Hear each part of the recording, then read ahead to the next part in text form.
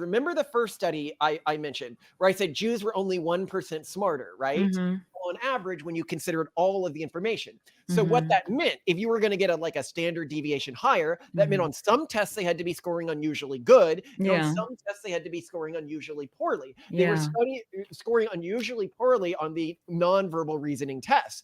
Yeah. And So in other words, this guy, Jews appear to be word cells and not shape rotators in internet parlance. Yeah. So then this guy comes in and he's basically like, I can't believe that there are some areas where Jews do uniquely well and some areas where Jews do uniquely poorly. So how about we just look at the areas where they do well?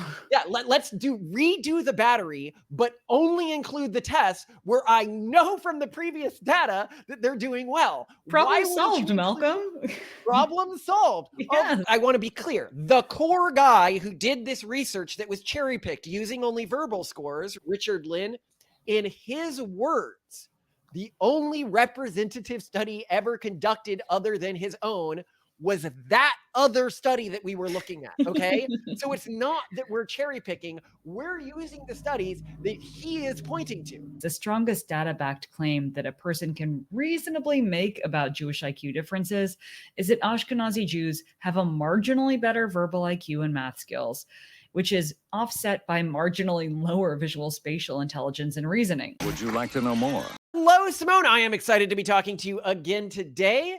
Today, we are going to go over another topic that is delved into heavily in one of our books, which means we'll be reading some parts of one of our books. Whenever we get to a place where there's a citation, you can just go to the book and find whatever the citation was. It'll be some study or something. As I read, I'll just say citations. Yeah, I don't want to keep interjecting here. But this is one of our biggest surprises when we were writing The Pragmatist Guide to Crafting Religion, was that we sort of came to the realization that the Ashkenazi Jewish population specifically does not actually seem to have the IQ advantage that all the gene bros would tell you that they have.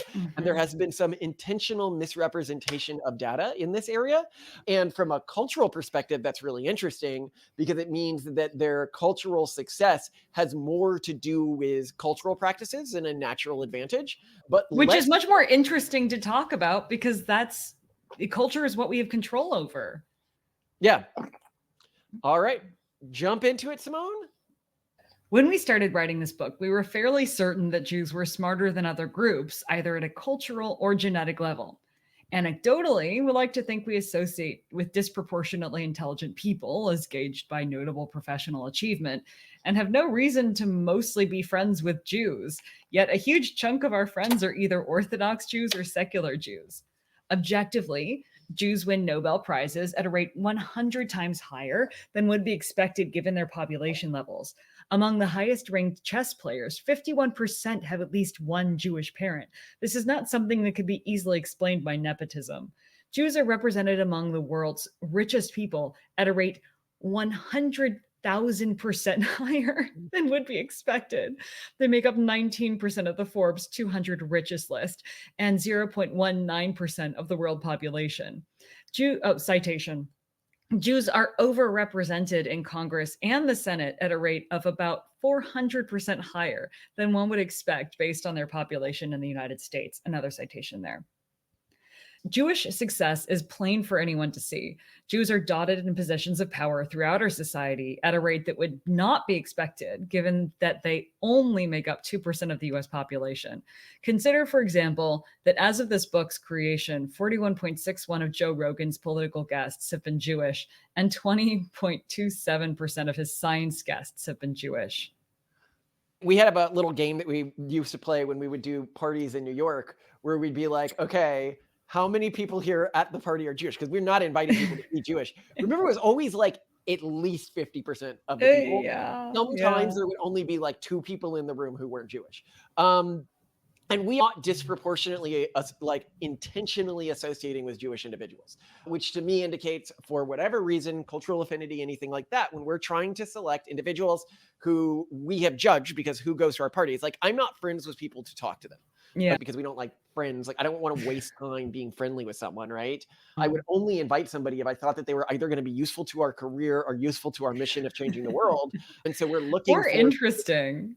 Yeah, people who have power or people who are likely to have power in the future. That's what we were optimizing for, and that ended up with a disproportionately Jewish group. Well, And I my also wonder because at these parties too, especially because they're largely Gen X, Millennial, and Gen Z attendees, they are insanely flaky. And I wonder if Jews have a lower flake rate. Maybe yeah, well, Jews show up, but maybe that's why Jews have so many positions of power because they don't flake on life. that may be it. Anyway, continue reading. It comes as no surprise that many people have come to the conclusion that Jews must be smarter than other people on average. That said, after going over the evidence, we have changed our minds on the subject drastically. This was such a jarring change of opinion. We had to make edits throughout the book after it happened. First, let's get the most common myth out of the way that, quote, Jews are smart because the Holocaust acted as a selection event, eliminating less intelligent Jewish population, unquote. The types of evidence cited in this argument, Jews being overrepresented in educated professions and positions of power, can be seen in data before the Holocaust. For example, in pre Holocaust Germany, Jews were overrepresented in the medical profession at a rate of more than 1,500%, with 47% of pediatricians being Jewish, even though Jews accounted for only 0.9% of the population at the time. Citation. Stats like this can be found virtually anywhere you look in reference to pre Holocaust Jewish populations. It is similarly unlikely that, quote, pogroms made Jews smart, unquote. We say this for two reasons. The first being that other groups plagued by pogroms, like the Romani, aka Gypsies, are not also known for being disproportionately in jobs requiring higher education. Second, Jews objectively are not particularly smarter than average. Just as we did when we first dug deeper, you might be thinking, wait, what? That can't be true. I've read my entire life that Jews are super duper smart. Aren't there like a bunch of scientific studies that show Jews have higher IQ? While it is true that there are a bunch of studies on this topic, they don't ultimately demonstrate in a robust manner that Jewish people have systematically higher IQs. The most cited and well conducted study on Jewish IQ differences was published by Margaret Bachman in 1972. Citation. This study compared 1,236 Jews to 1,051 non Jewish Caucasians across 6 different batteries of tests focused on different types of intelligence.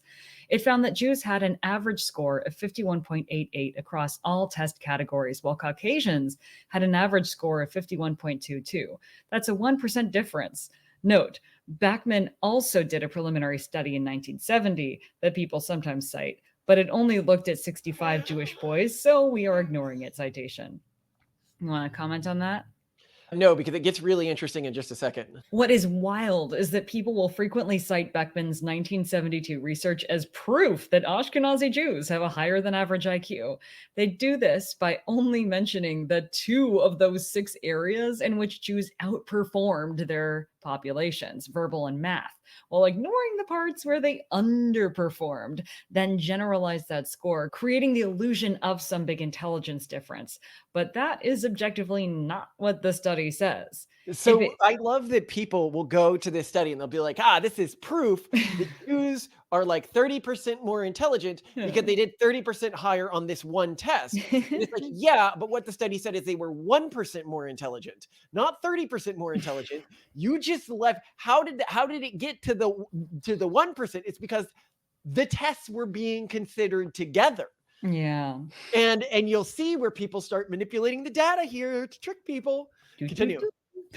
If it were true that Jews had much higher IQs, Israel, with an 81% Jewish population, wouldn't have an average national IQ lower than that in the United States, 94 versus 98%. Or That sorry, shocked me, by 94 the way. versus 90. I know that is shocking, and there's a citation. We find this nationwide number very compelling as it is much harder to manipulate than individual studies.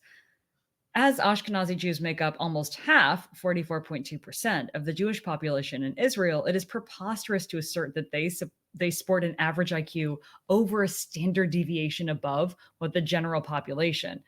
Unless one also asserts that non Ashkenazi Jews are outlandishly stupid, which most supporters of the Jewish competence theory don't argue. Citation. So before we go further here, I have heard a counter to this point, Okay, um, school me. since writing the book. Yeah. What they argued is that a large portion of the group that is identified as Ashkenazi Jews in Israel is actually Russian ethnically and not Ashkenazi Jew at all, but they used claims of a Jewish identity to migrate at various points. Oh, and because a lot of the Jews in Russia are Ashkenazi, they're just like, "Yeah, I'm Yeah, they that get one." counted as Ashkenazi even though they're not Ashkenazi.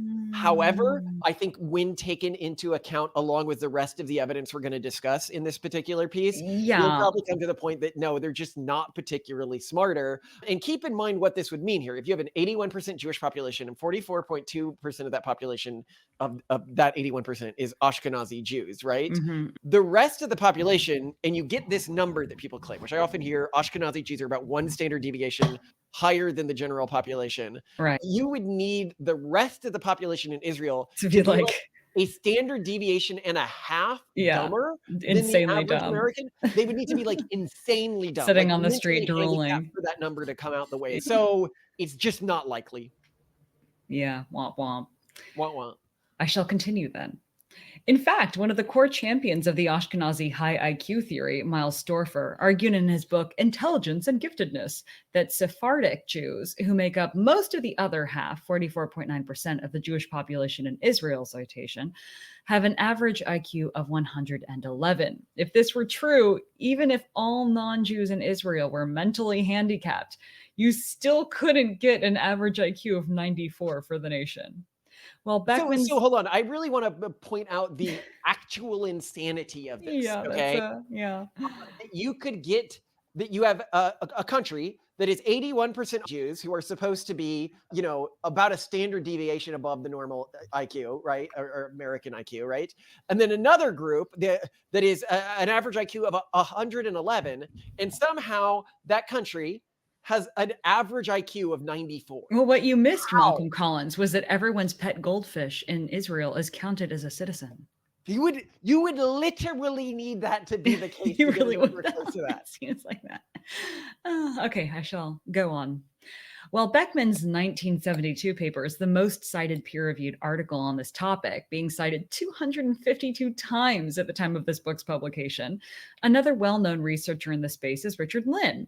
He argued that Jews have a higher than average IQ in both 2004, citation, with a paper now cited 49 times, and 2008 in co-authorship with Satoshi Kanazawa, with a paper cited 32 times. Lin used the same test in each case. However, his 2008 work with Kanazawa involved more participants. While these studies yielded results in line with Beckman's research, they only tested verbal IQ, which allowed them to quote unquote prove that Jews have a general IQ advantage by cherry picking the type of intelligence measured.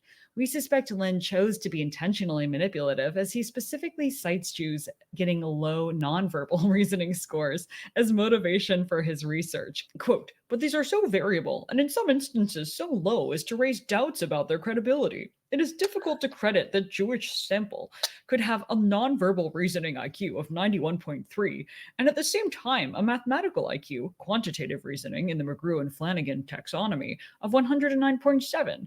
It is also difficult to credit that the Jewish sample could have a verbal IQ of 107.8, while at the same time having a short-term verbal memory of 95.1. Verbal memory IQ of 95.1. These results are in need of checking and replication. So I want to take a stance here. So basically, Okay. if you're an audience member and you're like intelligent, right? You should immediately know from what he said there that he intentionally is lying using data. Hmm. You can tell that because remember the first study I mentioned where I said Jews were only 1% smarter, right? Mhm. On average, when you considered all of the information.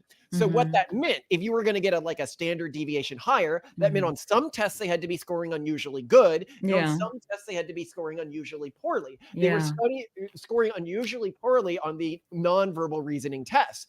Yeah, And so so in other this words, guy, Jews appear to be word cells and not shape rotators in internet parlance of like 3 years ago. but anyway, so this guy then comes in, right? Mhm. Mhm. It doesn't exactly break down into Yeah, word not cells quite. versus shape Yeah. rotators because, for example, they do Their better verbal on memories math, but shit. then they're bad on. So it's a little complicated, Simone. But the point being is that there appears to be some areas in which Jews excel and some areas in which they do uniquely poorly. Yeah. So then this guy comes in and he's basically like, I can't believe that there are some areas where Jews do uniquely well and some areas where Jews do uniquely poorly. So how about we just look at the areas where they do well?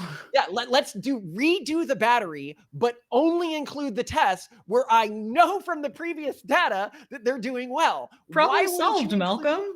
Problem solved. Yes. Of course you came up with them appearing about a standard deviation higher. Eureka. So that's what he was doing. So for people who haven't fully worked this all out in your head as to how he manipulated the data, and it's like really obvious when you look at it, but we'll get into this more as you keep reading. Right. You write in the book, if Lynn's goal was to truly prove the claim that Jews do actually have a higher general IQ, he would have focused on the nonverbal reasoning facets of intelligence investigated by Bachman in 1972, where Jews were deficient, not where they had an advantage. Imagine your kid took a battery of evaluations, and while they performed wonderfully on the verbal test, their visual spatial test score was wanting. If you wish to prove the results were wrong about their overall performance, you would have the child retake just the visual spatial test, the one on which they perform poorly, rather than the verbal evaluation, where presumably you have nothing to contest. If instead you just wanted to get your kid into a good college and don't actually care about getting a true measure of their performance, you would find some other test that only had a verbal component and present it as an evaluation representative of your kid's overall performance. Lynn tries to argue exactly this, quote, the first items of information of particular interest to us are the respondents' religion and ethnic group. An analysis of these enables us to categorize the respondents as Jewish, non-Jewish, white, Black, and other. The second item of interest is the respondent's score on a 10-word vocabulary test. Vocabulary is a good measure of both general intelligence and verbal intelligence. 2 citations there. End quote. So hold on. Listen to what he says here. He's like, well, we need to test them. So what we're going to do is a vocab test because everyone knows vocabulary is how you gauge intelligence. I mean, right. So I think when a lot of people look at these tests that Lynn did, that they assume that they were like a general test. No, they were vocab tests. Okay, continue, Simone. Lynn's findings around vocabulary are largely in line with the verbal advantage found in Beckman's research, meaning that there is some reason to have confidence in Beckman's other scores as well. You might be wondering... I want to explain what I mean by this if people don't understand the intention here. Okay. What I'm saying is his research produced results that were in line with Beckman's research, which shows that Jews did better on these verbal things, and it showed that they did about as better as Beckman said, which then leads me to more believe the stuff that he didn't want to accidentally replicate. Yeah, sure. Showing Jews did reliably worse in nonverbal things. Anyway, continue. You might be wondering about some other data cited by those who argue Jews are something like a standard deviation smarter than other populations. Outside of Richard Lynn's work, this data mostly comes to 2 studies. The first, 13 citations, compares wealthy Jewish NYC day school students to a general population, while the second, 331 citations, uses data from kibbutzim whose graduates have historically outcompeted other Jews within Israel. While the second study itself is not making an argument about Jewish IQ, Miles Stouffer uses its data to make it the assertion in the aforementioned book, Intelligence and Giftedness. Despite their samples being quite skewed, and even though neither study itself claimed to make assertions about general Jewish IQ, people often cite them when making arguments around the average Jewish IQ. Imagine you wanted to show that British people were smarter than other people. So you compared the performance of students in elite British private schools or gifted programs to that of students in other nations' general population. Will I continue? Actually, I just want to note here, like, I hope that people can see that the people who are arguing this are arguing it in bad faith. Like this, it's very clear that you cannot get a measure of Jews being smarter than the general population by looking at elite Jewish private schools in Manhattan or kibbutzim, when we know that the graduates of kibbutzim score significantly higher than the general Jewish population in Israel. So like, why would you do this unless you took to start Jews are high IQ? And then you were trying to prove that. Yeah. Okay, continue. I continue from the book. If you shared our original assumptions and believed there was an abundance of well-conducted research featuring large sample sizes that clearly demonstrated outsized Jewish intelligence, you would probably think we are cherry picking. But in the words of Richard Lynn himself, quote, there is only one study of the intelligence of American Jews in the last half century, which appears to be representative and had a reasonable sample size. That is Bachman's 1972 analysis of the data in Project Talent, a nationwide American survey of the abilities of 18-year-olds carried out in 1960. That's the very same study that shows only a 1% difference. Mind So exploding. mind exploding gives Explosion.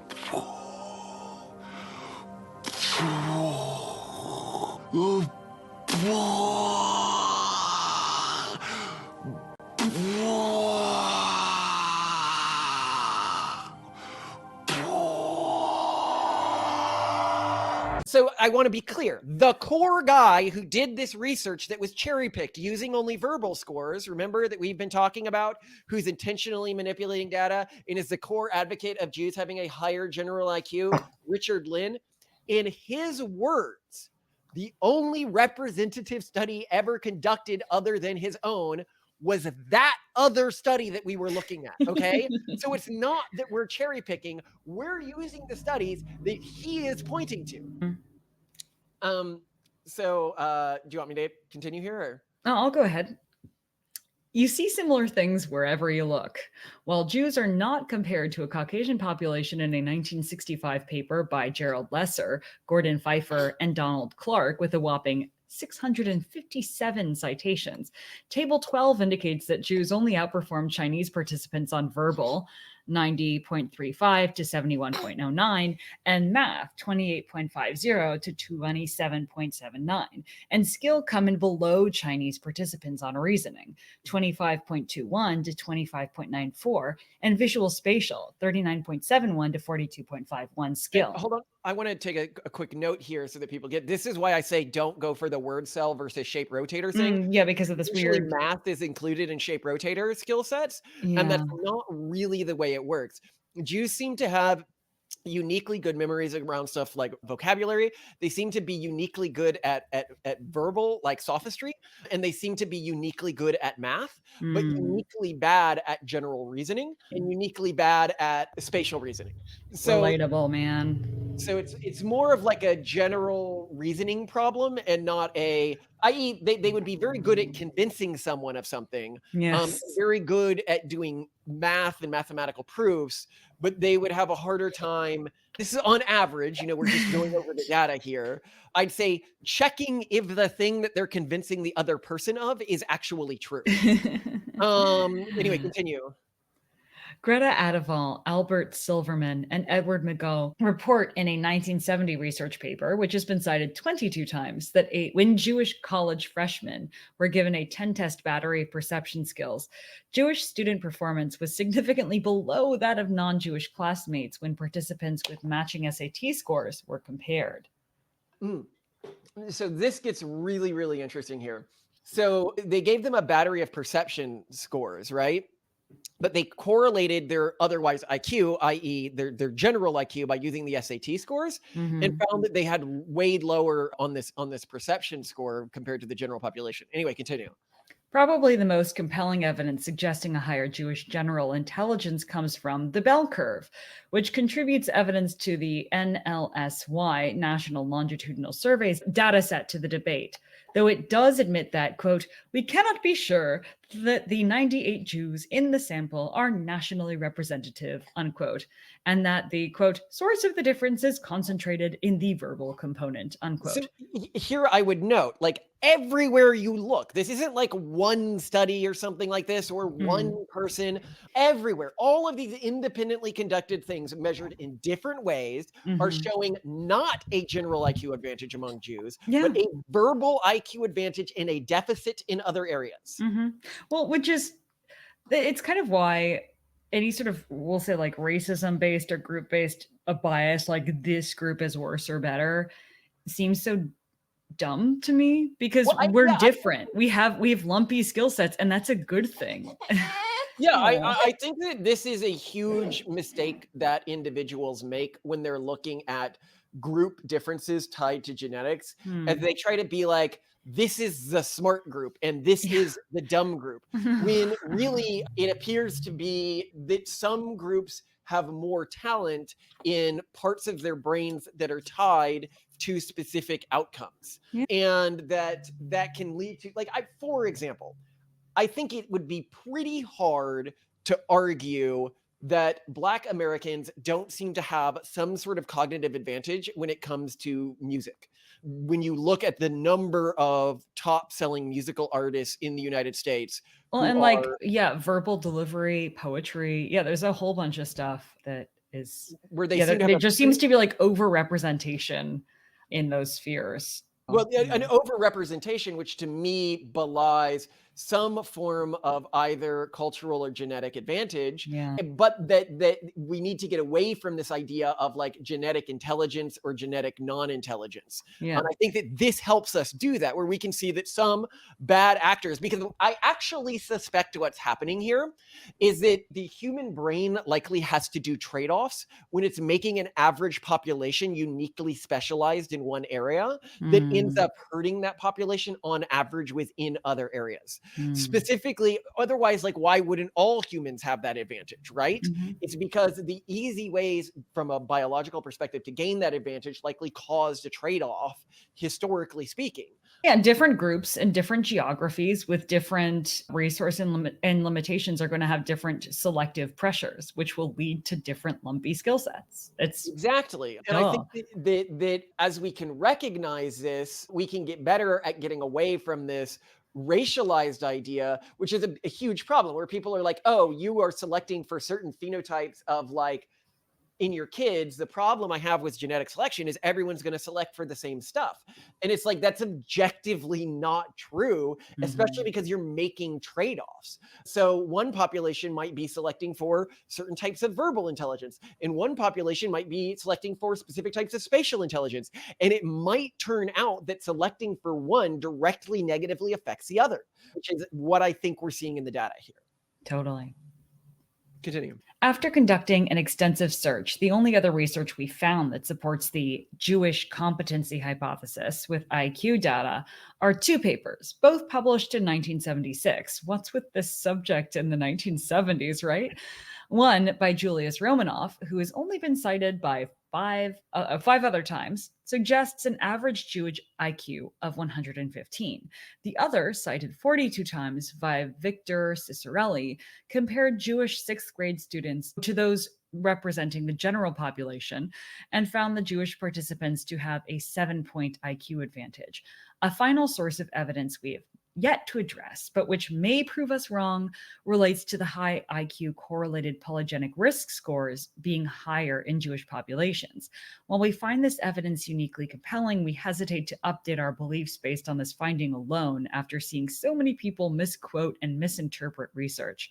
We also wonder if these polygenic risk scores are picking up IQ correlated traits that grant Jews a verbal advantage more acutely than others. In short, outside a few highly ideologically motivated studies, the strongest data backed claim that a person can reasonably make about Jewish IQ differences is that Ashkenazi Jews have a marginally better verbal IQ and math skills, which is offset by marginally lower visual spatial intelligence and reasoning, like 5 to 10% in both directions. It is really weird that people always mention Ashkenazi Jews' higher verbal and math scores, but almost never bring up their equally lower nonverbal reasoning scores, which is what leads to the neutral effect on IQ overall. If you are like us, you are probably now thinking that there must be other studies out there. But Richard Len is right. Margaret Bachman really published, quote, the only one study of the intelligence of American Jews in the last half century, which appears to be representative and had a reasonable sample size, unquote. We went over a number of meta studies, and they mostly pulled from the above cited papers. There are three alternate hypotheses we have seen thrown around. One, that Jews have a non standard curve in their IQ, i.e., there are more Jews at the extreme high and low end of the curve. However, we've not seen data to back this up. Two, the Jewish exceptionalism actually comes from some mental health conditions occurring at higher rates in the Jewish community. But again, the evidence is fairly weak. See the article in the footnote for a detailed exploration of this hypothesis. Just so people know, Citation. basically, it says like autism and stuff like that is higher in the Jewish population, and that explains the Jewish success rate. And three, marginally higher verbal and math IQ alone explains all Jewish success. This theory seems possible to us, though the world would be a much less interesting place if it is. More on this later. Readers who spend a lot of time online might vaguely remember that some YouTuber posted an argument along these lines only to be debunked. The YouTuber who scratched the surface of this argument, motivating us to dig deeper, was Leather Apron Club, citation, whose bias against Jews, citation, led to motivated reasoning, as can be demonstrated by his choice to cite Bachman's 1972 data when talking about Lynn's 2004 research and leaving out some studies we do address here. Ubersoy on YouTube, quote unquote, debunked his argument, though his rebuttal fails to address the problem that there is no large, well conducted study demonstrating that Jews have dramatically higher general intelligence, neglects to mention that the largest, most respected study in the space only showed a 1% difference in IQ, and doesn't acknowledge that researchers have manipulatively measured only verbal IQ, while implying that their findings are representative of general IQ. Citation. So here I note, if people don't know the Leather Apron Club channel, I actually think it's a pretty good channel in regards to the way he delivers arguments and stuff like that. So basically, the point I'm making here is, I think Leather Apron Club was actually right, even though he sort of manipulated the way he was presenting the data to convince his audience of what he wanted them to believe, which is that Jews do not have an IQ advantage. And I don't have any animosity to him. I mean, he's targeting a audience that's far to the right of our audience. And so he is basically, I mean, his channel is about, in an intelligent way, telling super, super far right-leaning people what they want to believe is true. You get a feel if you watch his channel, but you can still learn stuff from his channel. Even if you Sure. disagree with somebody, his channel was the first where I had ever seen somebody really be like, no, there isn't a high Jewish genetic IQ advantage. And no one had God ever bless him said for that to me asking before, those so I never looked. questions. Yeah, like why does nobody ask this? This is also just so, to me, classic in terms of how many memes spread, where people think there's like this super robustly understood concept, and yet it turns out that one person said something once, and then just people kept citing them and citing them and citing them. And you see this happen on Wikipedia a lot too, where trusted or reliable sources are cited from multiple different angles, confirming a quote unquote fact, when it turns out that just one quote like a supposedly reliable source actually posted something fake, and then a bunch of other people and other quote unquote reliable sources, as deemed reliable by Wikipedia's standards and voting and whatnot, then just cite that original But I source. think you get this problem so much worse when it's plausible. Like when we were going Yeah, over because at it the beginning, sounds, the outsized Jewish success, yeah, it just makes sense if you're like, oh, they're probably smarter, and we're not allowed to talk about that as a society because yeah. you're not allowed to talk about like maybe some groups could be smarter than other groups. And so what I think most other intelligent people think is they're like, yeah, I mean that checks out. Yeah, they're probably smarter. So there's not really a motivation like for me to challenge this assumption of Jews are smarter Yeah. because it would make a lot of weird things in our society otherwise make a lot of sense, and then you don't need to ask questions around them. But we live in a more interesting world if that's not the explanation for outside Jewish success, which we'll get into in a bit, but continue reading. Mm. We suspect that Ubersoy simply got so caught up in creating a strong counterargument that he allowed himself to get taken in by the shell game Lynn and others play with verbal IQ. There is real reason to be skeptical that a markedly higher Ashkenazi average IQ is a genuine phenomenon. This is a great example of why an intellectually diverse cultural ecosystem is valuable. Leather Apron Club's hatred of the Jewish people caused him to question something we would have never thought to question on our own: that Jews are smarter than the general population, and that this intelligence largely explains their disproportionate success. Ironically, his catching the street hustlers in their verbal IQ shell game serves to undermine his larger agenda among people like us who don't think Jewish success can be explained by nepotism or an evil Jewish Jewish cabal, as it indicates there is something genuinely valuable about Jewish culture itself rather than just Jewish genetics. More on these points shortly. If Jewish people did have significantly higher IQs, elements of Jewish cultural success would be very hard, if not impossible, to replicate through the intentional creation of a family culture. If, however, most Jewish success comes from a purely cultural edge and the network that culture provides, elements of Jewish success can theoretically be replicated. All this assumes that Jewish success is not just a product of slightly higher verbal and mathematical IQ, which appears to be robustly attested. We aren't dwelling on that possibility because it is probably not the case and boring if true. Fun side note, there is an entire niche industry focused around trying to copy Jewish culture in China with books that have titles like Become Rich Like a Jew, citation, To Make Money with the Jews, and Jewish People and Business, the Bible of How to Live Their Lives, citation. You could Amazing. never get away with this in the US. Make money like Jew. Yeah. Oh, beautiful. Finally, some portion of readers will see Jews not being particularly smarter than everyone else, yet still ending up in their positions of power as definitive proof that something nefarious is afoot. The Jews are somehow conspiring to control our democracy. First, let us emphatically guarantee you that there is no intentional Jewish conspiracy. There are enough stupid Jews with low self-control, as there are with any large enough population, that the mechanisms of this system would be revealed if it did exist. Jews find it just as confusing that they outcompete other groups as outsiders do.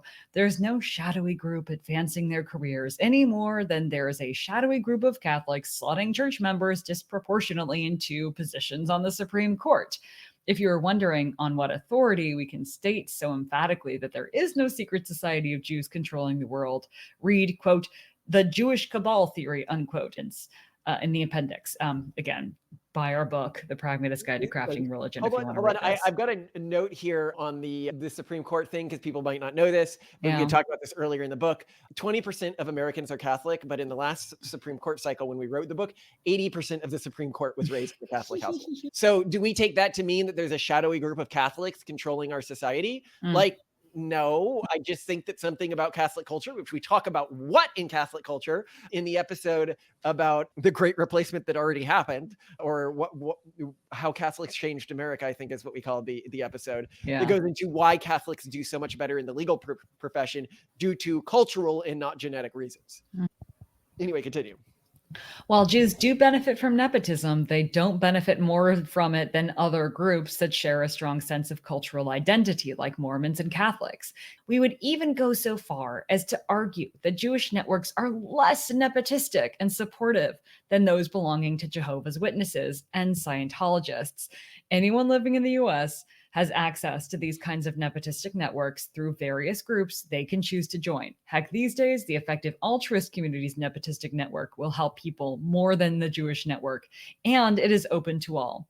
And I mean this very seriously. Like, people are like, oh, Jews are nepotistic. Yeah, Jews are nepotistic. Catholics are nepotistic. The Scientologists are nepotistic. Sororities and fraternities are nepotistic. That's why people join them, for the quote unquote career advancement they offer. Yeah, Jews are not super nepotistic. By that I mean they don't have some disproportionate ability to be nepotistic, or and again, as people who associate with lots of Jews, I have not seen them be more nepotistic than I have seen other groups be. If anything, I've actually seen them be a little less nepotistic, because the way that Jewish nepotism works, in my experience, actually is more of cultural fit nepotism. So Simone and I often get benefits from Jewish individuals in terms of like hiring us and stuff like that, because we like vibe with Jews. It also just seems to be more meritocratic. So those who within Jewish networks broadly are able to meritocratically show themselves to be the most expert or capable tend to rise. So assuming that you are within that and you're the best, then you rise. But like, it's not your inherent Jewishness that gets you there. It's I guess it's, we'll say, playing by the Jewish value system or cultural system and being within the broader network that seems to be the biggest thing. Whereas in the LDS church, you need temple recommends. In the EA community, you have to say exactly the right things. And champion exactly the right causes and invest a lot of time. Like everyone has their separate rule set. They're all slightly different sports, but yeah, Yeah. it is a pretty Cool. open sport. If Jewish people aren't somehow cheating to get ahead in society, how are they doing it? Well, we don't have a strong answer. We suspect our private dinner parties, at which we host people we think might change the course of world history, grant some insight. Around 2% of the US population is Jewish, and yet somehow, when we select high potential for impact guests at what to us feels like random, around 50% or more end up Jewish. How is this random selection method for people we think have a high likelihood of changing the world pulling up mostly Jews? When inviting people to these dinners, we often send out cold invitations to people who recently wrote something online that we found intellectually stimulating or controversial in a way that engages us. It seems if you send cold invitations to creators of intellectually engaging blogs, podcasts, and Substacks, a huge portion of them will be Jewish. Why? Jewish culture encourages adherents to invest time in the types of public discourse that can feel pointless, even socially dangerous, to members of most other cultures. This higher likelihood to speak publicly when others would feel social pressure to stay quiet may also explain, at least in part, the preponderance of Jewish comedians, something we discussed in detail in the chapter Relation to Pleasure and the Arts on, well, So again I'll in our note, if you books. go to the proportion of Jewish comedians is insanely high. I remember it was like Yeah. one was looking at it was like 92% of like New York comedians in the 70s or something were Jewish. It was insanely high. And so when you look at this, you're like, okay, so there's something pushing Jewish people to outcomes that lead them to be more visible for their controversial ideas. And Hmm. here you could say, okay, because I think when people are contrasting Jews to the general population, the mistake is you shouldn't think of this as how are Jews different from the general population. It's Mhm. how are Jews different from specific other populations that aren't getting these benefits. So let's contrast Jews here with WASPs. That's white Anglo-Saxon Protestants in America. In WASP Mm. culture, which I'm sure many of our audience are familiar with, would it be seen as high status to have published a controversial like op-ed or Substack post? No, you go to your family meeting and you'd be shamed. People would be like, why are you doing all that weird stuff out there? Right. Mm. Stop saying that weird stuff. It's making everyone look at us like we're weird. But within the Jewish circles, people you go back to your family and they're like, oh, that was really cool how you did that thing that no one else had thought before. And so why are Jews being socially rewarded for this is interesting. So keep going. Mm. Across all layers of Jewish culture, from rituals, shavrusa, I know I butchered that, to internal hierarchy, the rabbinic system, debate skill is both practiced and rewarded at an unparalleled level vis-a-vis other cultures. Those who grew up in Jewish culture will therefore more enthusiastically call bullshit on society because their cultural framing trained them to emotionally reward themselves for doing so. It's not that Jews are smarter than other people are on average. It's that when individual Jews are smarter, they're more likely to speak up in ways that get them noticed. Essentially, when not using pre existing accreditation networks like the universities, guilds, or secret societies, individuals looking for the smartest people in society to hire and befriend are going to search for people writing or saying engaging stuff in a public context. And those people are disproportionately Jewish. This gives Jews a little used side path to power. Jews access this side path not because they're smarter, but because they have a cultural compulsion to share engaging ideas publicly at higher rates. Take the top 10 controversial online intellectuals you like to follow. Focus on those you believe you chose without any outside influence, small blogs, undiscovered podcasts, and the like, and try to determine whether they have Jewish ancestry. We think you will be surprised. And if our theory is accurate, it means Jewish overrepresentation in positions of power will increase with the sustained rise in internet culture. This theory does not explain why, among the highest ranked chess players, 51% have at least one Jewish parent. When deciding whether or not valid, keep that in mind. Mm. And it doesn't explain something else, and it gets something wrong there Mm. in my little prediction, is the rapid crash of Jewish exceptionalism. If you Mm. look at IQ, it was, what is it, like Nobel Prize winners over time, the percent that are Jewish has been dropping dramatically over the past 20 years or so. And you actually see this in other areas of Jewish exceptionalism, with the rate dropping dramatically. As to why the rate of Jewish exceptionalism is dropping dramatically, I suspect it actually has a lot to do with, in for example, the Nobel Prize Asian competition.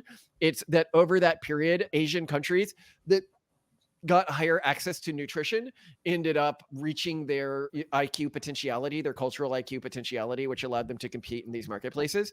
But I also think that when you look at like the nuance of the subject and you actually dig into it and you try to find out what's actually going on, you see why the focus on racializing IQ is often so wrong-headed and gets you to really wrong-headed interpretations, which can cause you to make decisions that are very bad or develop world schema that are very bad, that lead you to, for example, perceive like why does it matter, that you don't come into these schemas? Well, it matters because then you might end up perceiving Jews as maybe having some sort of like cabal or nepotistic framework, and that's why they're getting ahead. And so then maybe you are like, well, I can't have too many Jews working in my company, or they'll build this nepotistic network, and now your company has lost access to like really high quality talent. Or you waste time fighting a group that really you have no beef with. You look at like the Leather Apron Club, and it's like, well, many of the best people at pushing right leaning politics in the United States, like Ben Shapiro and stuff like that, are Jewish. Like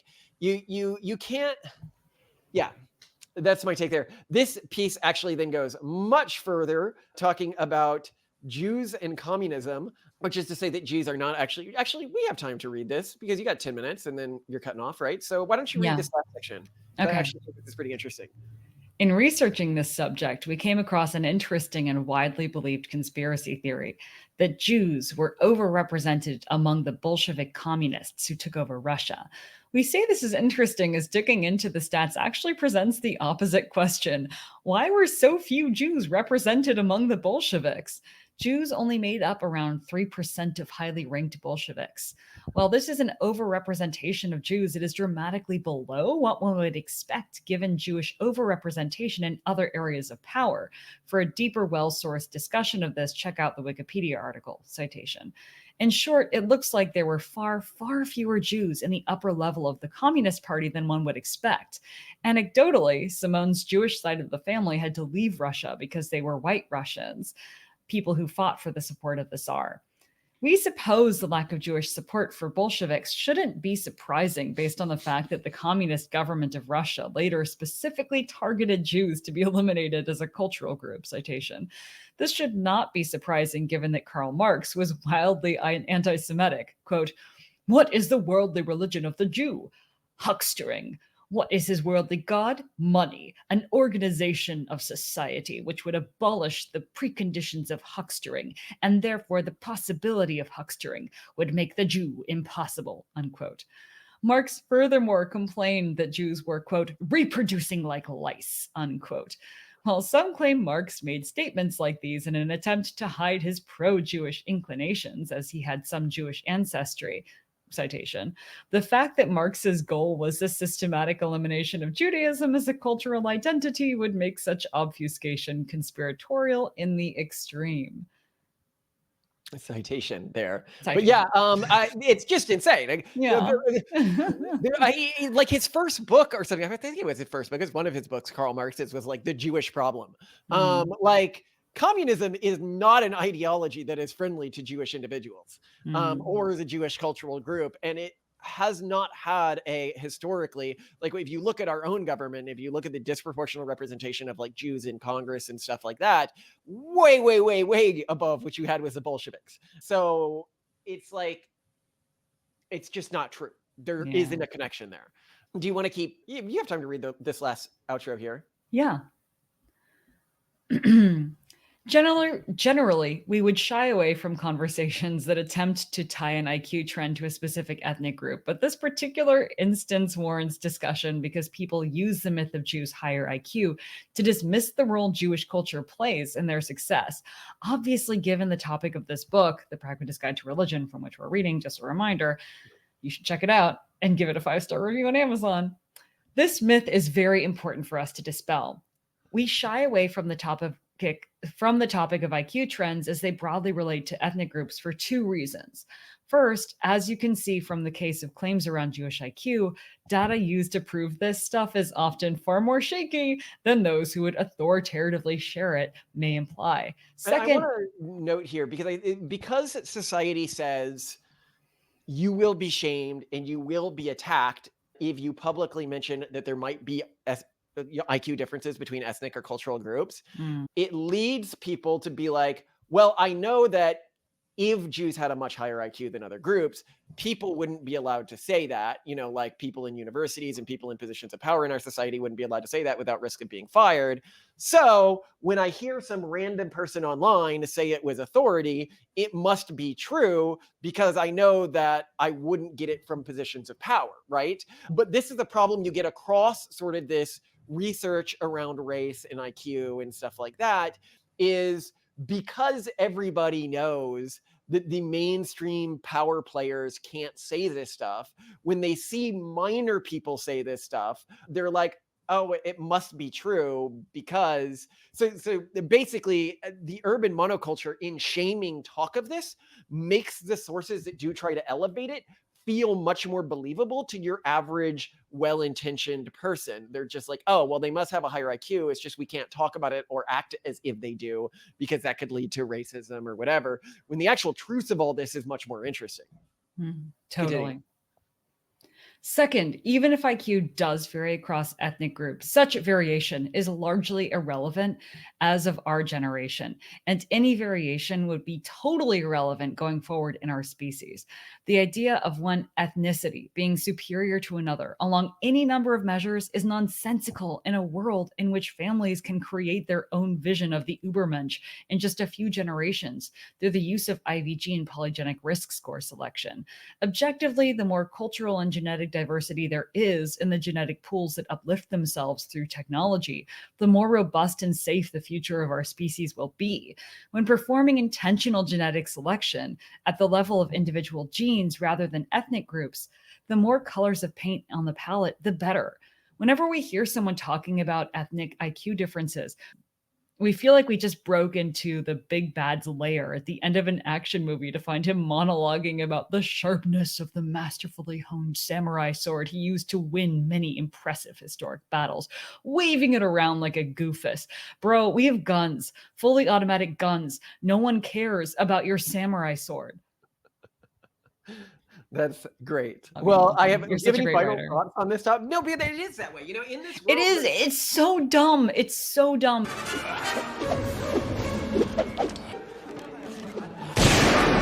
But that's what's so satisfying about racism in general is that it is like, and it gets dumber when you consider that in the developed world, yeah. how rapidly fast IQ is falling. We all have another podcast. Mhm. In the developed world, it looks like we're going to have a 1 standard deviation decline in IQ within the next 75 years. That is stunning, but it also means that if you're like, oh, this group has like, I don't know, 1/4 of a standard deviation higher IQ than this group, it's like, well, that won't be relevant within literally 1 to 2 generations of today. Like, so why are we talking about this? The thing that matters is the people who do polygenic selection versus the people who don't do polygenic selection, or the people who do genetic modification versus the people who don't do genetic modification. Yeah. It's not an ethnogroup thing, or at least some form of like how a group is choosing its mates is going to matter a lot, right? So I just, yeah, it's sad and pathetic when I see people try to make fights about this, given that it's just not relevant anymore if you are a forward thinking instead of backward thinking person. It really matters. But I would say in the same vein, we also need to be honest here that while there aren't like meaningful IQ differences between ethnic groups that are going to be persistent, there are between individuals. And that's one thing that our society really needs to get over is people who had huge advantages in their lives, because that's who we're usually talking to. Like I'll be talking to a friend at like Stanford Business School, and they'll be like, everyone's born exactly genetically the same, everyone had the same shot at getting into Stanford Business School as I had, and I'm like, that is just not true. You had a huge amount of systemic privilege over other people Yeah. because you were likely born smarter than your peer group. Yeah. And this gets really bad in the pull yourself up by your own bootstraps crew, where they didn't come from wealthy families, so they don't know to have any level of humility around why they were able to achieve things and their peer group wasn't. They're just like, well, my peer group is lazy and pathetic and terrible. You know, the Bill Cosby effect, I guess I'd call it. And it's like, no, you likely had a genetic advantage that other specific individuals in that group didn't have, and that should give you more compassion for their situation. But it also matters when you look at society more broadly, and is this effect going to increase? I mean, obviously.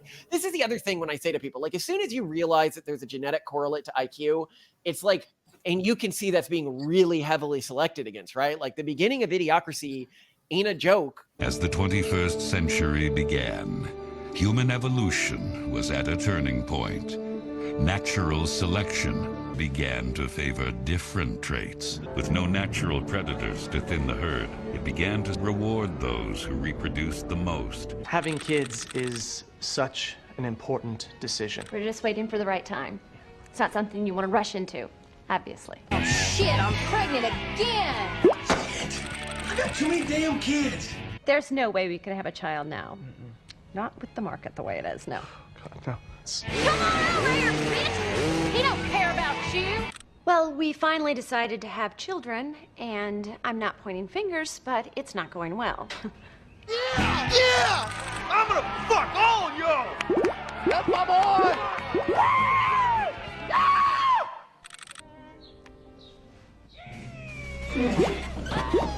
And so it went for generations, although few, if any, seemed to notice.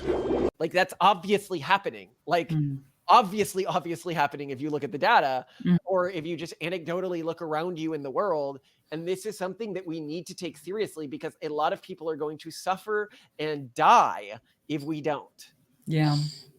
Okay, I'm going to hop on my call. Do you want lasagna or do you want reheated Indian food? Because I have lasagna in the fridge now. Okay. Reheated Indian food, and then we'll do lasagna tomorrow. Tomorrow. All right. And it's just all in the fridge. Yeah, it's a full thing of mango chicken, because You want me to pan fry it and then steam some rice? Pan fry it, but put in a little bit of coconut milk so that Open a it new doesn't can. cut off. If You to don't have open- any open coconut milk, right? If I don't, then open a can. You don't want whole milk instead as a base? No. Okay, coconut milk. I love you. I love you too. Your mom continues to impact me, and I think of her phrases all the time still. Which every one? single day. Well, we were just, based on our conversation right now, I just keep thinking, and I titled our StreamYard thing, Intelligent JOOs. And it was your mom that got me started on that. She's like, Oh, I "Did used you to know do that. I there got are her started on that. JOO?" Oh, no. Yes, she got me started on that. It was from South Park originally. Yeah, but it was originally from South Park. All right, look. I didn't want to have to say this, but I think maybe we're not seeing heaven because one of us doesn't believe in it enough. Huh? Heaven could be like the pixie fairies of Bubble Yum Forest. You only see them if you really believe in them. What? You know, maybe we're not seeing heaven because one of us is a JOO. But your mom popularized it within our family because she's so hip to everything.